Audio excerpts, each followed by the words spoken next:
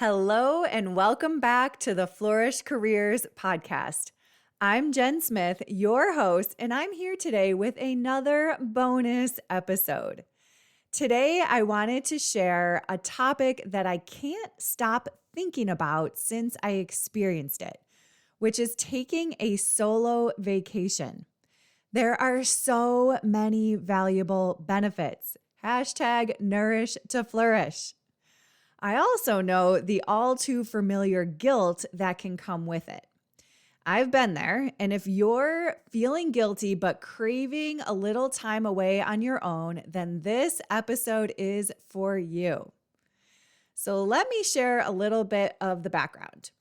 I was contemplating taking a few days away from the routine and really craving space to think and breathe and step away from the day-to-day. And every time I thought about it, I talked myself out of it. And then a divine wink came my way. I was in my car on a sunny afternoon, out running a couple errands, and I was thinking about taking a solo vacation. I was thinking about where could I go that isn't too far away? How could it be the least disruptive for my family and my beloved community? And as I was thinking about this, I pulled up to a red light and there was a Jeep in front of me and it had one of those spare tires on the back of it. And the spare tire had a cover. It had a tire cover and it was a Life is Good tire cover that had a saying. And the saying was, if you never get lost, you never get found. And I thought, well, if that isn't a divine wink, I don't know what is. So a reminder that staying in our routines is the comfort zone where everything is predictable. It might feel safe, but it also means that we might miss out on discovering new things about ourselves and the world around us. So I took that as a sign to book the mini getaway, and I'm so glad that I did. Time away from the routine did wonders for my spirit. I decided to go on a solo retreat to a charming lakeside cottage about an hour from home, so it wasn't too far. And I live in Western New York in Buffalo, very close to Lake Erie. I grew up going to the lake every single summer, so it's a really special place. And I found an inexpensive cottage through Airbnb. It was so lovely. The cottage itself was a studio space with a loft. It had a full kitchen and a bath. It was decorated with old antiques and new amenities, which I love the combination of old and new. The outdoor space was perfect. It was kind of tucked away off the road, and the surroundings were very well manicured. They had perfectly placed hydrangea bushes, which are my favorite. There was an outdoor patio and a picnic area and a really short walk down a tiny hill to the lake. The air felt very crisp and cool, and the lake sense, just the smell of the lake, is so nostalgic and nourishing. It had everything you could need, and it was very well thought out in terms of hospitality. So it felt very comfortable and safe and welcoming. I'm an early bird, so I woke up each morning and walked down to the beach to catch the sunrise while listening to the waves splash. And then I indulged in some leisurely reading. I took a drive to a local coffee shop, stopped by the antique barn, which is one of my favorite things to do, in search for some new treasures or some old treasures for my home, which, as I mentioned, I love combining old with new. And I added a bunch of work into the mix. So I set some new intentions, planned an entire season of the podcast. I got really organized and just dreamed and schemed of new things to do. So this stay/work/vacation was a delightful 2 nights of calm and quiet. And I absolutely loved the escape from the daily routine and not having time constraints. One of the things I had in my mind is that whenever I talk myself out of anything that feels self-indulgent or seemingly irresponsible, my best friend always reminds me, she says, quote unquote, life is in session. And so her friendly nudge reminds me not to let it all pass by. And I will tell you, I experienced mental, emotional, and physical rejuvenation, and I want for you to experience this as well. It's incredible how personal growth often kicks in when you're out there taking a breather, and especially on your own. So, a few things that stood out to me. One is the change of scenery and how much it enhanced creativity.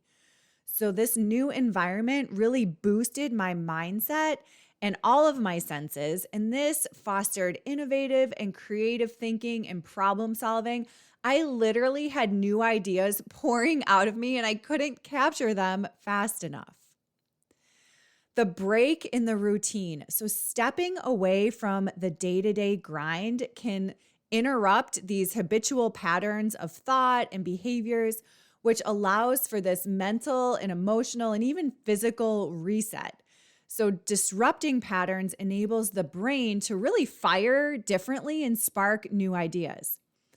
I personally lost track of time, and that made me realize that throughout the workday, I was constantly checking time for my next meeting, and not having that time constraint to keep checking and feeling like I was going to be late for something. It felt like time was limitless. So this break in the routine and then not having meetings or not having any place to be just felt like I had so much more time at my fingertips. In terms of planning, when I planned this trip, I wanted to make sure I chose a time that didn't disrupt any major family events or critical work commitments. And then I also considered schedules of those around me. And some of that really helped to ease the guilt. I also made sure that I set clear boundaries and dedicated any responsibilities. So everything from making sure everything at work is taken care of to watering the plants and handling any potential issues that could arise. So knowing that things were in capable hands and just letting people know where I was going to be made it easier to relax. And not to mention, I started super small. So this was just 2 nights and it made a huge difference. And one of the things I cherished the most about this solo mini vacation is the reflection time. So it was really a time to pause, evaluate my intentions in my career path and what's going on in my life in general. And I returned with a much more clear mind. So after tasting the rejuvenation of this solo trip, I couldn't help but encourage my friends to try it. So if you've experienced this magic, spread the word. It was so good. The other thing that I noticed is that having something to look forward to really helped generate energy.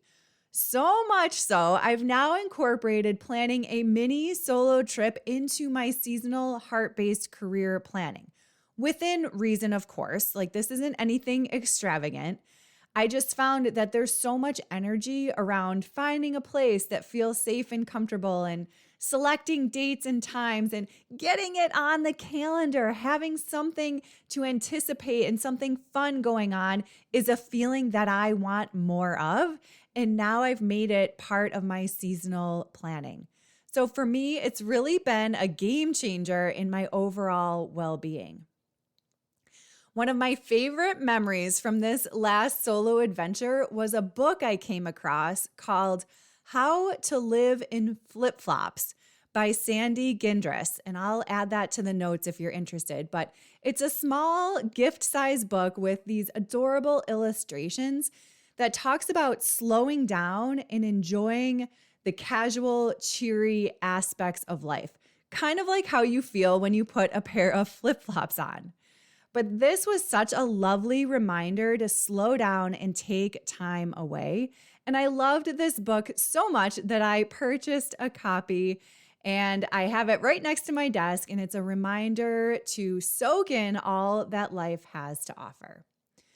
So, as we wrap up, remember this: taking time for yourself is crucial. If a solo mini vacation calls out to you, embrace it without guilt. It is so worth it.